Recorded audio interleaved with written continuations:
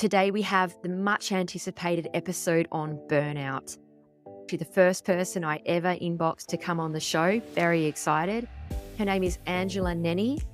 She's a wife, a mum, and an ADHD coach.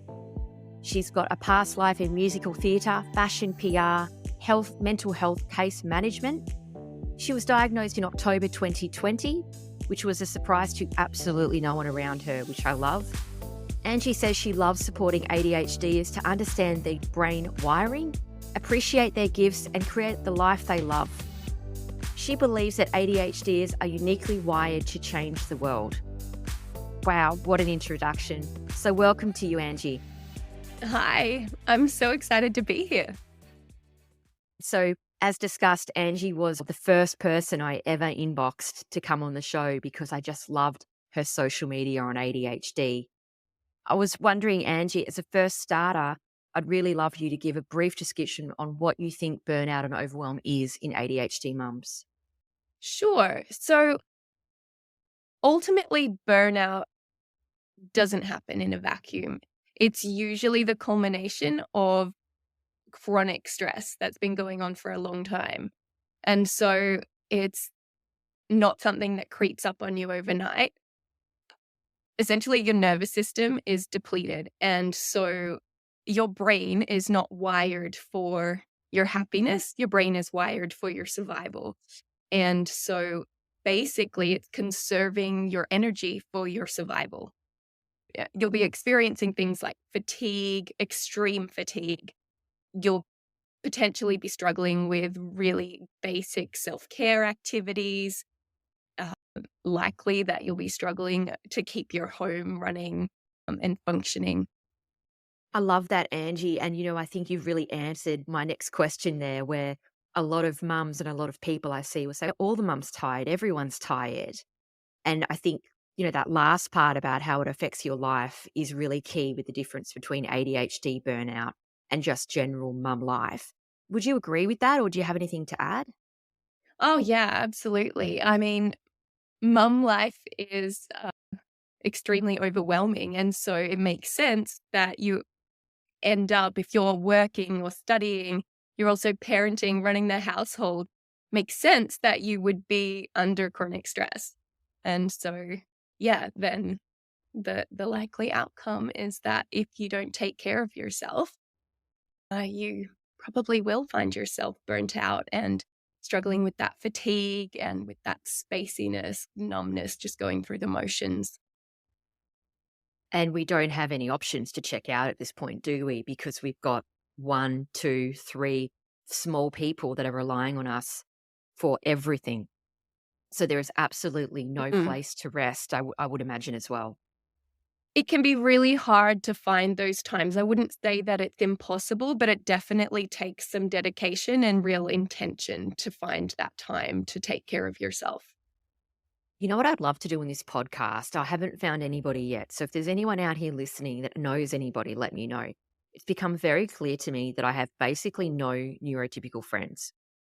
And so what I want to do is I really want to bring in a typical regular mama, and I want to bring in a neurodivergent or an ADHD mother, and I want to do a day in a life of both to compare, to really show those differences. I don't know anyone neurotypical. So if anyone knows anyone neurotypical that might be interested, let me know, because I think it's that almost disbelief where some mums that I talk to feel like imposters. Everyone's tired. I should cope better. It's about me and I'm not doing well enough, which is not what you're saying at all, is it, Angie? I think mumming or parenting is overwhelming no matter whether you're neurotypical or neurodivergent. But there are definitely different challenges. So if you're a neurotypical mum, yeah, the demands of parenting are astronomical, and it makes sense that all mums are stressed. But when it comes to mums who have ADHD or who are neurodivergent, there are extra challenges. And if we don't give ourselves a little bit of credit for the extra challenges and we compare ourselves to our neurotypical mum friends, then yeah, it's likely that we're going to feel as though we're lacking somehow because they're not struggling with the exact same challenges. Yeah, I love that. I love that. So, where would you think the biggest difference of the challenges would be? Well, I think the obvious one that comes to mind is the executive function challenges. When it comes to parenting, tell me what aspect of parenting doesn't require some organization or planning or the ability to prioritize or manage time or regulate your emotions, right? So that's one. And then I think we become possibly more overwhelmed because of the sensory overload that can happen. If we're not managing our spoon, if we've got too much on our plate, we can reach that state of sensory overload a lot faster than some of our neurotypical friends. Uh, when our ability to use our executive functions is over capacity, uh, then obviously we're going to experience overwhelm. And I think with parenting, this is something that I discussed with one of my psychologist friends. When it comes to work, there are clear boundaries around work. So it starts at a certain time, it ends at a certain time. There's clear expectations about what we need to deliver, and there's a limit on the demands in most jobs. Where with parenting, it's 24/7. There are no limits. There's oftentimes nowhere you can go to hide from the kids or take a break, even when you are at capacity. And so I think that that lack of psychological safety has a huge role to play as well. And then lastly, the understimulation and overstimulation of parenting. So some of it is so mind-numbingly boring. And then other times you're trying to cook dinner and you've got the kids fighting in the background and the dogs barking at you for dinner, and you're trying to concentrate on what you're cooking, but you're also trying to think through who needs to have a bath and all of that kind of thing. And it's just huge. It's a huge mental load to bear. Oh, Angie, I just love what you've said. It reminds me, my best friend and I, we've got a bit of a running text joke where we talk about how bored and tired we are at the same time. So she texted me the Mhm. other day and said, I've never been so bored in my entire life than what I am at this park with her second child. So she's already done, 7 years of parks and she's still doing it with her 3-year-old. And she said, I've never been so bored, but I've also had the least energy to go out because I said to her, look, why don't we go out for dinner tonight? And she's like, honestly, I'm too tired. But yet she's bored at the same time. And then, there's that expectation about enjoying every moment and, getting down on the ground and playing with your child. And you're like, for me, honestly, I just find it boring. I need so much more stimulation. I've only got about 10 minutes of Uno in me and I'm like cooked. Yeah, absolutely. I think one of the things that I've been working on is trying to find those things that we can both enjoy simultaneously, which is a challenge. I read a book called Playful Parenting that sparked that journey. And I wouldn't say I've been hugely successful at it, but I have momentary wins. What would be an activity that you could do with your kids that you think, kind of hits the mark or it does sometimes? One of the things that my kids love is Eurovision. And as you mentioned at the beginning of the episode, I was into musical theater. So I love me some Eurovision as well. And if we put on the Eurovision soundtrack or playlist, I should say, then we can, dance around like crazies in the living room quite happily for a while. I hate board games, so those don't work super well for me. But yeah, I think like dressing up, dancing around, anything physical is easier for me to enjoy. Oh, I love that you've said that because I've basically given up on board games or anything that involves sitting. I said to my husband the other day, the only activity that I feel that we can do as a family, the only one is boogie boarding. It's the only thing that we can do that we all actually have a good time. And obviously, we've got sensory issues when we get there. No one wants to put their feet on the ground. No one wants to get wet. But eventually, we all have a cracking time. But, you see those social media posts of people playing games or doing puzzles or doing art with their kids. And I mean, and my children, we just can't do those. Yeah, I hear you. Actually, the one arts and craft activity that we have actually enjoyed together is pottery. I actually love the feeling of clay. That's like some of my sensory stuff coming out. I really love clay. So that's been one thing we've been successful at enjoying. But I hear you with regards to even trying to get my kids out on a bike ride or to go to the beach is such a challenge. There's always a battle that has to happen before we get there. And then, as you were saying, usually we end up enjoying it once we're out. But you have to have the energy to have the argument beforehand. I've been feeling increasingly frustrated recently. And I know I've mentioned I don't have any neurotypical friends. I do have a couple, if I'm honest. I just not the people that I would ask to come on this podcast. And I find it challenging at times when we'll talk about our kids, but they're neurotypical, they have neurotypical children, and some of their challenges don't seem as hard as mine. And I don't know if it might be a little bit of envy on my part or frustration because I wish that I was where they're at. I feel like my children are probably 2 years behind developmentally. So I've got a 7, 5, and a 4-year old, and I feel like I've been at it in the in the weeds for a long time. But realistically, I feel like I have a 5, 3, 2-year old developmentally. So I'm still kind of stuck, whereas some of them have progressed. And I was wondering whether you think having children that are neurodiverse impacts on burnout.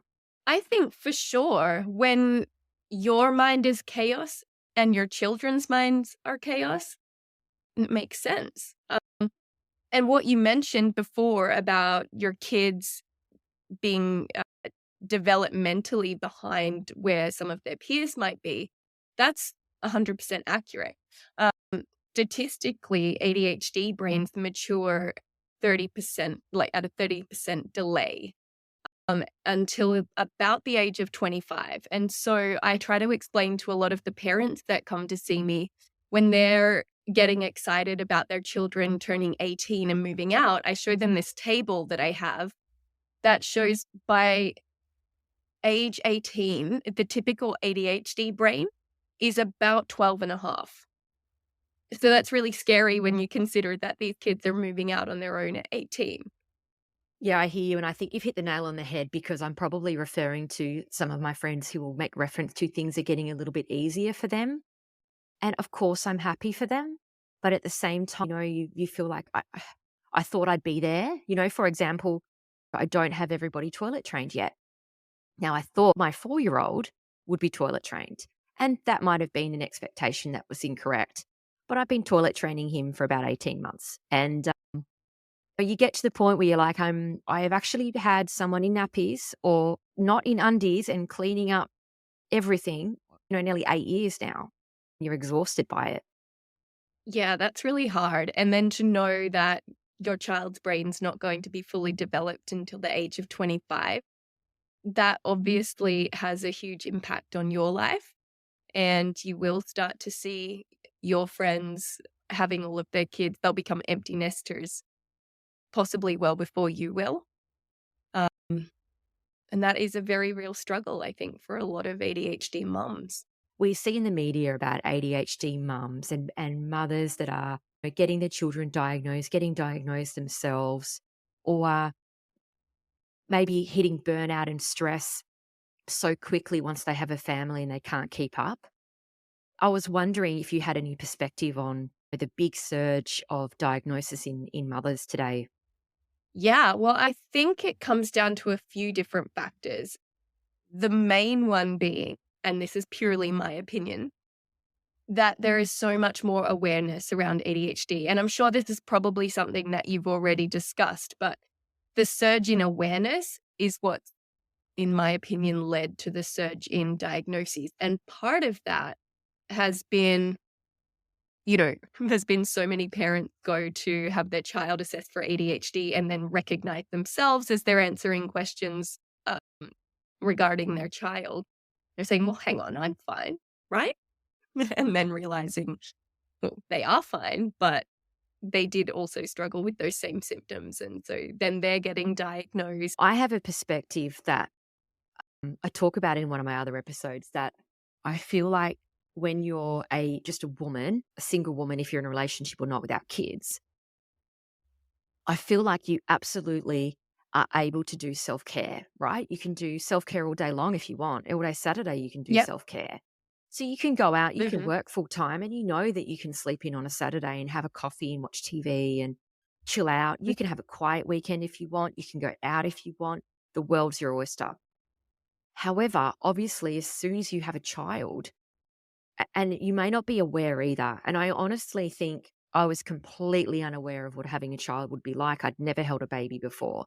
And I wonder if that's an ADHD trait. Like, oh, having a baby would be wonderful. Let's having a baby, get pregnant, and then go, wow, I didn't even think how I'd birth the baby. So then you get focused on childbirth, hyper focus on that. By the time the baby comes out, you're thinking, I didn't even think about what I'd do with this baby after. Then the next thing you know, you're like, well, I haven't been to yoga in 2 weeks. I haven't been to the gym. I haven't rung a friend.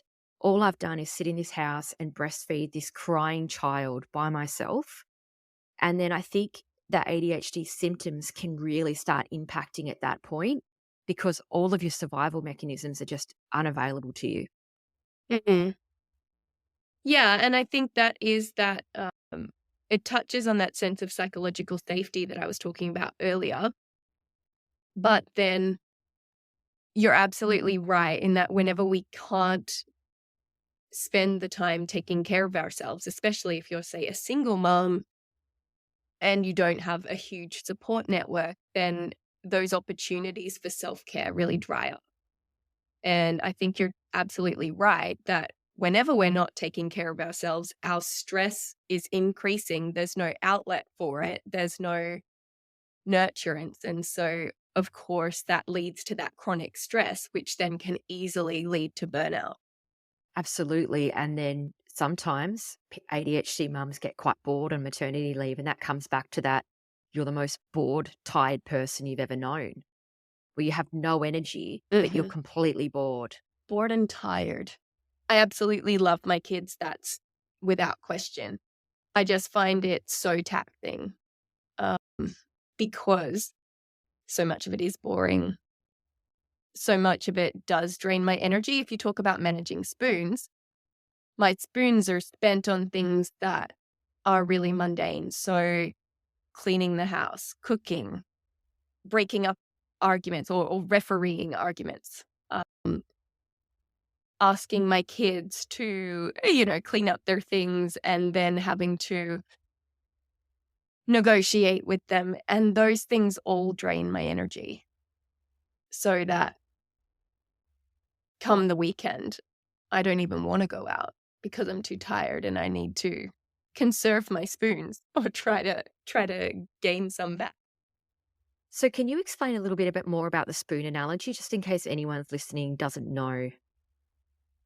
Yeah, absolutely. So the spoon theory is basically an analogy that someone used, I believe, to describe the experience of living with lupus, which is obviously an invisible illness. But applied to ADHD, the way I sort of explain it to people is that you wake up each day with a certain amount of spoons. Let's say you've got 12 spoons, and let's say that you've had a horrible night's sleep because there's 75% of ADHDers have some form of sleep disorder. And so you've had a terrible night's sleep. You're probably already 2 to 3 spoons down for the day.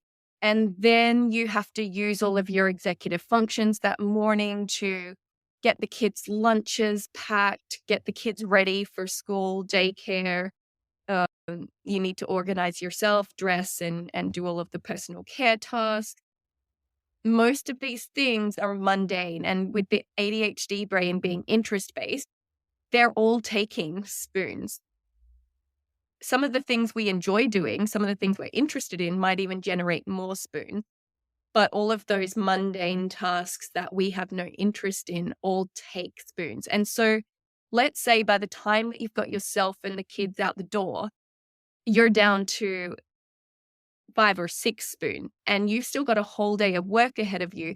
Not to mention, by the time you get home, you're going to have to do the whole dinner, bath, bed routine, possibly walk the dog, after school activities, all that kind of thing. You're going to be out of spoons, meaning you'll be depleted energetically. The spoons essentially are a representation of energy, a unit of energy. And so when it comes to managing your spoons, it's really about managing your energy. Okay, so does everyone have the same amount of spoons, or do ADHD people have less? How does that work? I don't know, but I would imagine that ADHDers have less spoons in the sense that just like our um, other neurodivergent friends, we tend to have a more sensitive nervous system, meaning that we're more prone to sort of sensory overwhelm, sensory overload. And so things that other people might find really simple, we actually find tax our energy a lot more. Oh, that's really interesting. I love that. So then you've kind of got the hyperactivity as well, because I'm very much known for my impulsive decision making. So I often make decisions, don't think them through, and commit to something that 24 hours later I know that I cannot do. And that's one of the things we talk about in coaching too, is developing that pause, because so many of us have masked through people pleasing over the years. It's almost an impulsive yes. And we tend to be yes people. And so building in that pause means that we get the opportunity to really consider whether we have the spoons for it, whether we have the finances for it, whether we have the, whatever. The pause is really important. Yeah, and the delay in the decision making, because I don't know why it feels so urgent. That impulsivity is always kind of looming with ADHD, I think. Yeah, absolutely. And I would say to that, if it is a problem for you, that uh, it would be a really great idea if you could buy yourself some time. So maybe instead of uh, reflexively saying yes, build a different reflex to say, let me get back to you on that. That sounds great. Yeah, yeah, yeah. I think you're totally right. I just need to put that into action, um, which might be my goal for this week, perhaps. It's easier said than done. And in coaching, we would go through all of the barriers to actually using that response as opposed to the immediate yes. And we'd we'd really dive into it and excavate it before we were, I started throwing out suggestions like, just say, I'll get back to you. That's it sounds idealistic when it's just said on a podcast. Oh, no, no, no. I actually think it's quite good advice. And maybe we'll chat about that offline, you and I. But one thing I did want to ask you about Angie, is do you have any personal experience with burnout, overwhelm as an ADHD mum? So I had my second child in 2018. And I went back to work in early 2019. So I only had about 5 months off. And previously, I had managed to keep all of the balls in the air. My house was always spotless. I didn't like to have anybody over unless it looked showroom perfect. And this had always been somewhat of a problem for me because it meant that my whole family was dragged into my overwhelm. And I had, my son cleaning the skirting boards, my husband cleaning the fan, just to have somebody over. Um, but that was the standard that I held myself to. And so when I talk about balls in the air, I held everything so tightly. Everything had to be so controlled in order for me to cope with the demands of day-to-day life. And then I introduced number two and went back to work. And all of a sudden, a few of those balls started dropping. I couldn't keep all the balls in the air anymore. And shortly after that, I accepted a promotion, which meant that I went from a job that I absolutely loved, working one-on-one with people in their homes and supporting people with mental health challenges. So I went from that into management, and that looked like a lot more task-oriented type work and a lot of things that I found mundane. I had always been known for my lack of care around admin. I would do it at the very last moment, at the 11th hour. I would have the admin team chasing me for documents that I should have had in, months ago or whatever.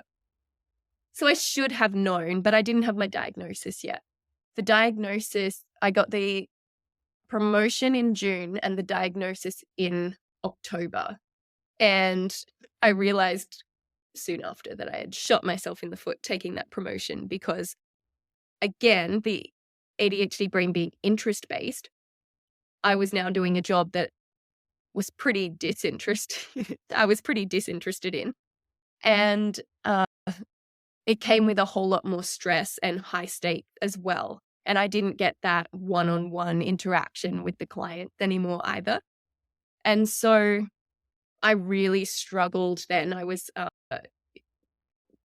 basically managing one of our most complex teams where the clients had very complex needs. And so I wouldn't leave work oftentimes till 7 o'clock at night because shifts hadn't been filled because, da da da da da. I won't go too far into detail. And so I was barely spending any time at home with my family. I wasn't spending any time on self-care. I wasn't doing the kind of job that brought me any joy or life.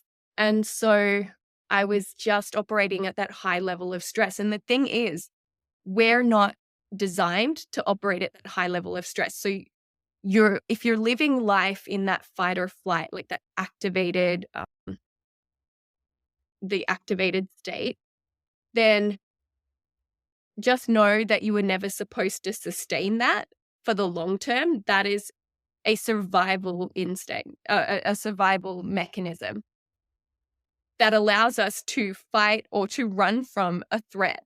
If you're not fighting or running from that threat, you can't sustain that level of stress in your body. And so at a certain point, your body's going to put you into that freeze or shutdown state because it can't maintain that level of overwhelm over the long haul. And so that's basically what happened to me is, my nervous system couldn't sustain that level of stress over the long haul. And next minute, I found myself too exhausted to do the most basic of tasks. And the dynamic in our family changed considerably when my husband had to step up his role in the household, which he's always been extremely supportive and been extremely involved. And he loves the kids and he loves parenting.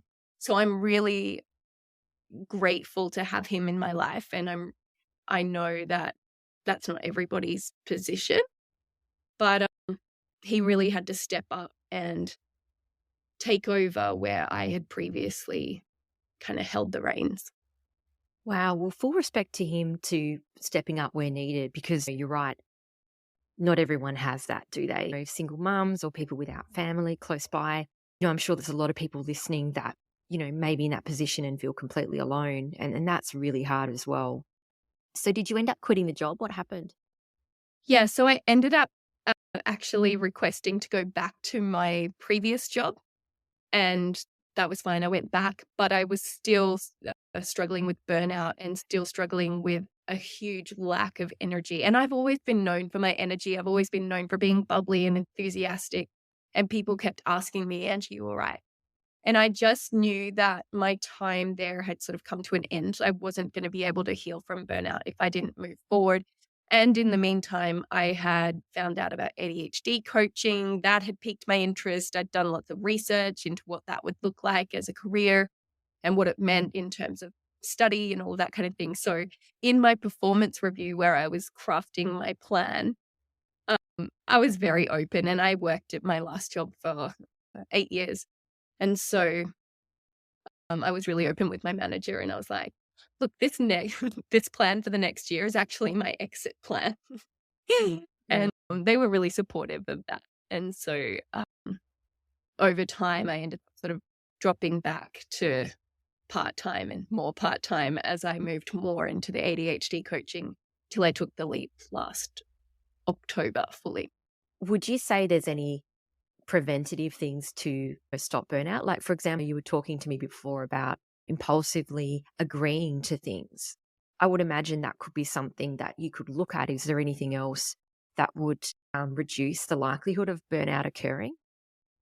Well, I think one of the things that we work on probably most in ADHD coaching, and it's not usually what people come to ADHD coaching for, but it's the thing that has the most impact, and that is self-compassion. So learning to be compassionate towards yourself as opposed to berating yourself every time you don't meet your unrealistic expectations or standards. Because so many of the people that I see are perfectionists, they're high functioning, and they've had to mask most of their life. And so self-compassion has a huge role to play. So a really practical tip around developing self-compassion is to ask yourself the question, what would I say to a friend going through the same thing? Because we're often a lot more compassionate to our friends. And so then whatever you would say to a friend, you turn it around and say it to yourself. So that's a really practical tip. Uh, and then the bulk of the mental load is still, unfortunately, usually borne by the woman in the household. That's not always the case. In my case, I would say that Yost actually probably bears the brunt of the mental load right now, but it hasn't always been that way. Um, and so what we've started doing recently is having Sunday meetings. Like we get together and it might be over a glass of wine. It's pretty casual, but I have a list of things that we work through. So we go through the emails from the school to see whether there's anything we need to action for the following week. We look at meal planning and grocery list. We look at our finances for the coming week. We look at what I look at, what clothes I need for the upcoming week, so that if there's any prep I need to do or any laundry that needs to be done that weekend, that I can get that done. Just kind of taking that time to plan means that I don't have to keep those things in mind throughout the rest of the week, which is a huge load off my plate. Um, and then, I mean, those societal expectations that I was talking about before, perfectionism and the people pleasing and the masking that we do, that comes back to that self-compassion we need to be able to give ourselves. We need to allow ourselves to kind of lower our standard. One of the resources that I would recommend around this, and especially if you have reached burnout and you are on struggle street, unable to take care of yourself, really struggling with taking care of your kids and the household and all of the things that need to be done, is Struggle Care by Casey Davis. She also wrote a book called How to Keep House While Drowning. I love her tips and recommendations. They are bar none. And in relation to what I was just saying about the planning that I do with my husband, there's another resource. I've only recently heard of it, and I can't fully recommend it myself, but I know it's one that Casey Davis from Struggle Care recommends.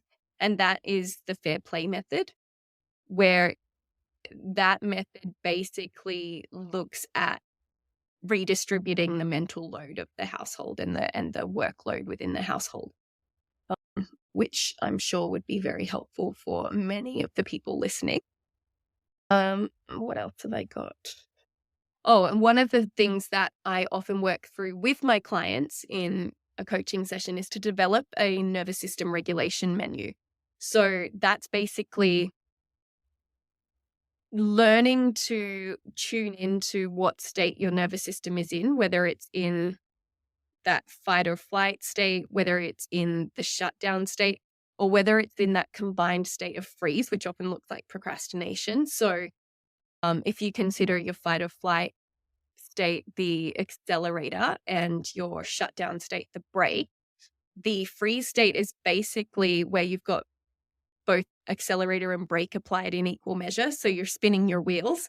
And that might look like you being on the couch, scrolling through your phone and looking at the dishes going, I know I need to get the dishes done. I really need to do the dishes. I've got to do all of these other things. Oh my gosh, your brain's on overdrive, but your body can't move.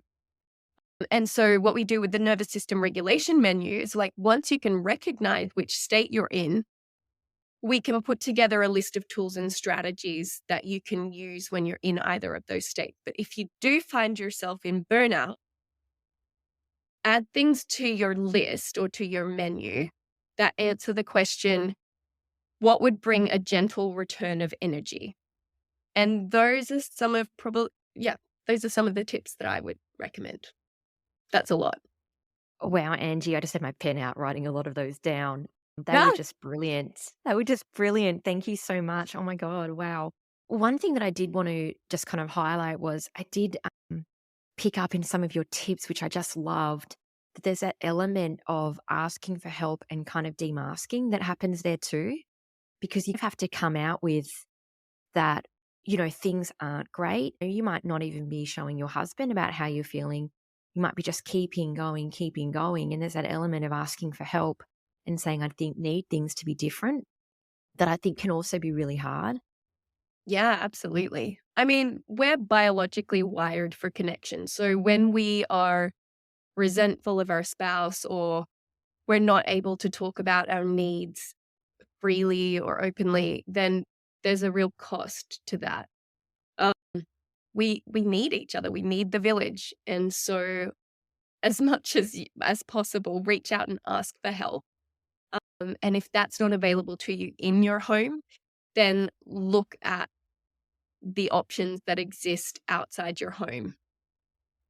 They might not be the most appealing options, but it's really important that you get some support. I actually remember when I first moved from New York back to the Sunshine Coast, I had my son, my husband had to stay in the States and he was finishing off a work contract over there. And I was so overwhelmed. In hindsight, I think I had postpartum depression, but I was just in survival mode because I just had to move internationally to a place where I knew nobody, which was, the Sunshine Coast. Yes, I'm from Australia, but I had no family on the Sunshine Coast.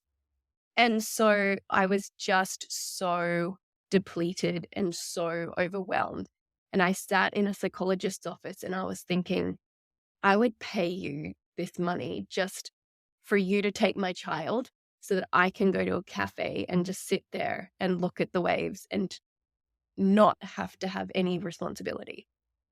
Oh, I'm just nodding my head. I remember I've having a couple of friends and they've given their child to their husband to look after and said they were going to a psychologist. And then they've gone and sat on the beach, turned off their phone and just watched the waves. And, there's so much value in that as well. When your brain's going so quickly, you're so overwhelmed. You're like, I don't even want to talk about my problems. I just need some quiet. Absolutely. Yeah. It's so important just to take And those moments and to get that mental space and clarity. yeah, absolutely. And I think with some of those resources that you're talking about, you said they might not be perfect. And I think that's really important that you said that because let's say, for example, if someone's going to offer to cook you dinner, are you going to ask for it to be, cooked in a certain way, a certain cuisine? Like I would just want any dinner would be fine if someone offered to cook it for me. I had a bit of a role reversal with my husband a couple of years ago. That was really difficult. And I had to accept that a lot of the ways that he was going to do things weren't going to be the way that I was going to do them. And they weren't going to be at the speed that I would do them, to put that lightly. And it was like, well, do you want the help or not? Because if the help's being offered to you, but you're not happy with how it looks, tastes, feels, and the speed that it's given, what would you prefer? And at that point, it's been real learning curve for me to know that sometimes I just need to wait. And I want dinner at 5:30, for example, for the kids. But if my husband's going to cook and it's going to be there at 6, quarter past 6, maybe that's okay. And to be okay with that regardless, because you can't ask it for it to be perfect.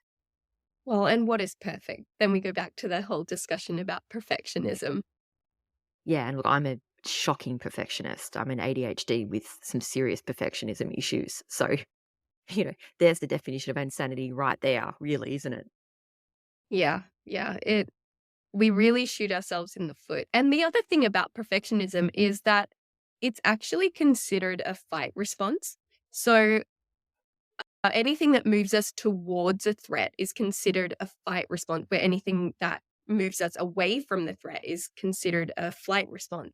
And so perfectionism is basically our attempt at controlling people's perceptions of us. And in doing so, that gives us that sense of psychological safety that we're craving. But it's actually we're shooting ourselves in the foot big time. I had just the final question, Angie. What do you think ADHD mums probably don't know about burnout that you could share with them?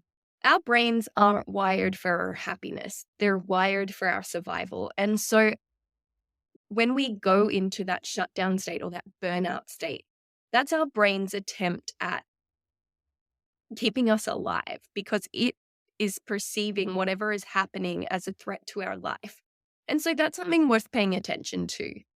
Um, it's not worth pushing through. And oftentimes you'll find that you can't when you've hit burnout.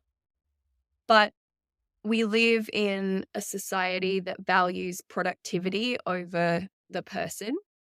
And it's time for that to change. So when we do experience burnout, let's listen to our bodies. Let's give our bodies and our nervous systems what we need in order to function, and not just function, but thrive. Um, and let's prioritize our mental health and our self-care, because without those, we can't be the mums, we can't be the people that we want to be. Oh, I just love that. Look, Angie, thank you so much. Honestly, I've just gotten so much out of this episode. I really appreciate it. For anyone who'd like to work with you, I was wondering, we might have some podcast listeners who are on the NDIS. Is there any opportunity to use NDIS funds at all if people want to work with you? Yeah, absolutely. I've got a few different line items that are possibilities for people depending on what their funding will cover. And if people want to work with me, they can go to my website at angenennie.com.au. That's ANGENENNIE.com.au. And you can schedule a free discovery call via the website. I also offer a free session after that, just so that you can try ADHD coaching for yourself and make sure that it's going to be valuable to you before you make any commitment. Because I know that a lot of people have had no exposure to ADHD coaching, don't know what it is, want to know what it's all about before they make a decision as to whether to go ahead or not. So I like for people to feel confident about their decision. Yeah, great, great. Look, thank you so much. You've just given us so much pearls of wisdom there. For anyone who's struggling to get a pen, don't worry. All of the information for Angie is going to be in the podcast notes. Angie, I'd love to get you back. I've got such a connection with you and some of your approaches and your tips. I just think it's so valuable. So we might come back and do another one at another time. Amazing. Thank you. It's been so lovely chatting to you. And this was really our first opportunity to chat. So I've really enjoyed myself. I'm glad you have too. And look forward to what's next. Absolutely. Thank you so much, Angie. You're welcome. Thanks, Jane.